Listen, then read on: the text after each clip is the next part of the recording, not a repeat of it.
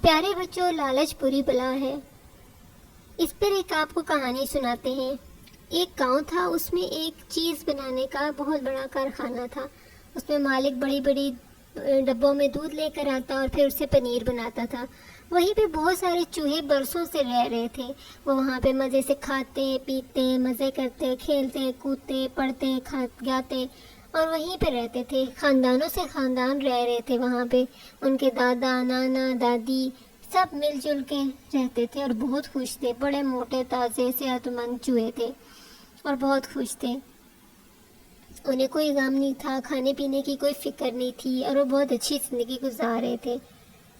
پیارے بچوں، نہ صرف وہ خود کھاتے تھے بلکہ وہ اتنا پنیر ہوتا تھا، کھانے پینے کی اتنی چیزیں ہوتی تھی کہ وہ اپنے رشتہ داروں کو بھی بھیجتے تھے۔ ایسے میں ایک دن کارخانے کا مالک شہر کی طرف جا رہا تھا تو ایک چوہا اس کی گاڑی میں بیٹھ گیا۔ اس نے کہا، دیکھو یہ کہاں جاتا ہے۔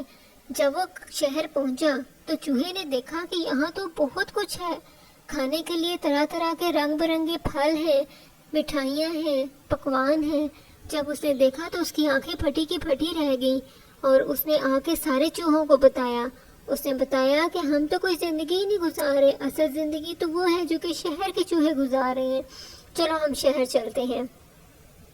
ایک بڑے چوہے نے ان کو سمجھایا کہ بیٹا یہ سب کچھ ٹھیک نہیں ہے، وہاں کی زندگی آسان نہیں ہے، وہاں پہ بہت خطرے ہیں، اس لیے اپنے گھر میں جیسے زندگی گزار رہے ہو یہ بہت اچھی ہے، یہاں پہ ہم سب ساتھ مل کر رہتے ہیں، ہمیں کوئی نقصان نہیں پہنچا سکتا۔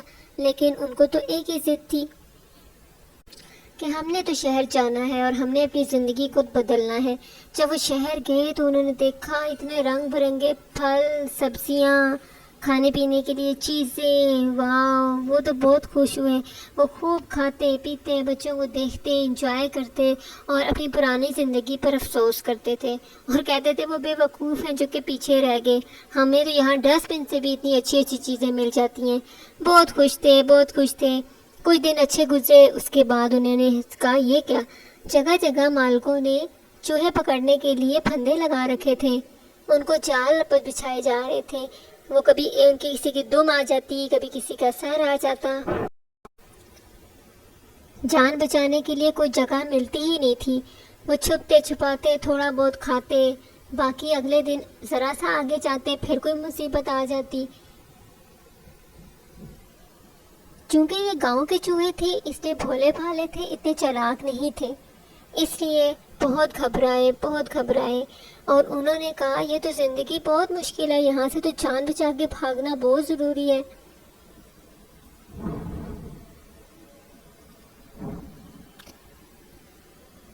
ان کے وہم و گمان میں بھی نہیں تھا کہ یہ بھی چیزیں ہوتی ہیں، کیونکہ گاؤں میں جہاں وہ رہتے تھے وہاں تو ایسا کچھ نہیں تھا، وہاں تو وہ آزادی کی زندگی گزار رہے تھے۔ یہاں تو بہت ہی مسئلہ تھا، بہت پریشانی تھی۔ ان پکڑنے والی مشینوں سے باہر نکلتے تو بڑی بڑی بلیاں تھیں، لوگوں نے بڑے بڑے بلے پالے ہوئے تھے جو کہ چوہوں کو پکڑتے تھے۔ بلیاں ان کے پیچھے لگ گئیں اور ان کو پکڑنے کے لیے، ان کو کھانے کے لیے ان کے پیچھے لگ گئیں۔ چوہوں نے بڑی مشکل سے جان بچائی اور انہوں نے آپس میں فیصلہ کیا کہ ہمیں یہاں سے چلے جانا چاہیے۔ یہاں کے چوہے بھی بہت خطرناک تھے۔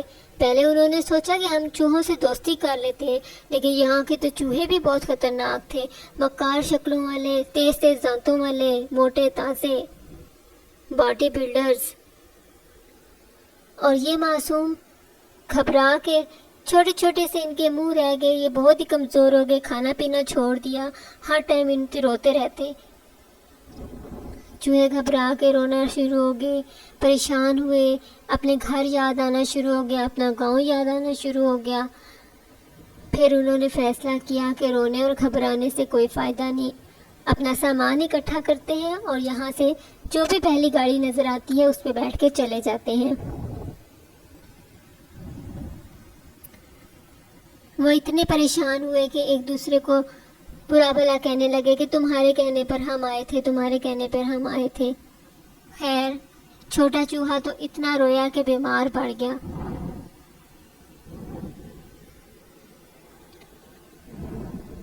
سب کو اپنے بزرگ چوہے کی نصیحتیں یاد آنے لگیں کہ واقعی اپنا گھر، اپنی زمین، اپنی جگہ اپنی ہی ہوتی ہے۔ وہاں سے جو کچھ بھی کھا پی رہے تھے عزت سے کھا رہے تھے، بے فکری سے جی رہے تھے۔ پھر انہوں نے فیصلہ کیا کہ ہم یہاں سے چلے جاتے ہیں۔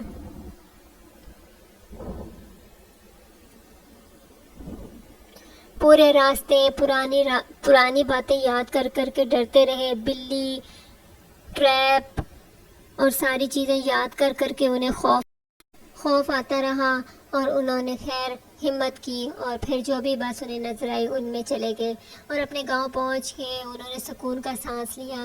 تو پیارے بچوں، بڑوں کی نصیحت پہ ضرور عمل کرنا چاہیے۔ پیارے بچوں، ایک دفعہ کا ذکر ہے کہ ایک چھوٹی سی چڑیا تھی، بہت ہی پیاری، معصوم، خوبصورت، بھولی بھالی، سب کی لاڈلی۔ وہ چڑیا کبھی ایک جگہ اڑتی، کبھی دوسری جگہ جاتی، اور وہ بچہ سب کا لاڈلا تھا۔ اس کو نئے نئے کام کرنے کا بہت زیادہ شوق تھا۔ ایک دن اس نے ایک گلابی رنگ کے آسٹریلین طوطے کو دیکھ لیا، اور اس نے ضد کی کہ میں نے بھی پنک کلر کروانا ہے۔ اور وہ اس نے اتنی زیادہ ضد کی کہ اس نے اپنی مما سے بھی پوچھا۔ اس نے کہا کہ میں نے بھی یہی کلر کروانا ہے، مجھے بھی ایسا ہی رنگ چاہیے۔ پھر کیا ہوا کہ وہ جب بھی دیکھتا وہ کہتا میں نے ایسا ہی رنگ چاہیے، میرا رنگ اچھا نہیں ہے، میں جیسا ہوں مجھے ایسا نہیں چاہیے، مجھے ایسا کلر چاہیے جیسے کہ اس آسٹریلین طوطے کا ہے۔ اس کی ماں نے اسے بہت سمجھایا، مما چڑیا نے بہت سمجھایا، اور اسے کہا کہ بیٹا جس حالت میں تم ہو یہی ٹھیک ہے، اور اس کو منع کیا کہ خبردار تم نے ایسی کوئی حرکت کی۔ پھر وہ اپنے پاپا کے پاس گیا، اور اس کے پاپا نے بھی بہت غصہ کیا، اور اس کے پاپا نے کہا کہ بالکل بھی نہیں، جو رنگ ہمارا ہے ہم اسی میں ہی ٹھیک ہے، خبردار جو تم نے کوئی ایسی کام کیا۔ لیکن وہ تو ضدی تھا، اس نے اپنے آسٹریلین طوطے دوست کے ساتھ ملایا، اور جا کے جو ہے وہ اس نے گلابی رنگ کروا لیا۔ اب وہ بہت خوش تھا، جگہ جگہ بیٹھتا، کبھی کسی درخت پہ کبھی کسی درخت پہ، کہ اچانک ایک شکاری کا وہاں سے گزر ہوا۔ شکاری نے جب دیکھا کہ اتنی پیاری چڑیا، اس نے اس کو فوراً پکڑنے کا ارادہ کیا، اور اس کو پکڑ کے اپنی بوری میں ڈالا اور لے گیا۔ جب چڑیا کی ماما نے دیکھا کہ بچہ تو نظر ہی نہیں آ رہا، اس نے کبھی ادھر دیکھا کبھی ادھر دیکھا، اس کو بچہ کہیں بھی اپنا نظر نہ آیا۔ اس کے پاپا نے بھی ڈھونڈنا شروع کر دیا کہ اچانک ان کی نظر پڑی کہ ایک شکاری ان کے بچے کو لے کر جا رہا ہے۔ اب کیا تھا، دونوں نے چاہ کے شکاری کے سر پہ چونچیں ماری، اس کو خوب ڈرایا، اس کو شور مچایا کہ شکاری نے ڈر کے اپنی بوری کھول دی، اور چڑیا کا بچہ اڑ کے اپنی مما پاپا کے پاس آ گیا۔ گھر آ کے چڑیا نے اپنے بچے کی بہت زیادہ پٹائی لگائی، اور چھوٹے بچے کو خوب مارا، اور اس کو نہلا کے اس کا رگڑ رگڑ کے اس کا سارا رنگ اتارا، اور اس کو کہا کہ اب خبردار تم نے ایسی کوئی حرکت کی۔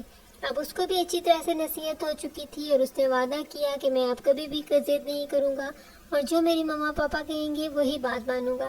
تو پیارے بچوں، ہمیں اپنے والدین کی بات ماننی چاہیے، کیونکہ وہ سے ہی بہتر جانتے ہیں، اور وہ ہمارے فائدے کے لیے ہی بات کرتے ہیں۔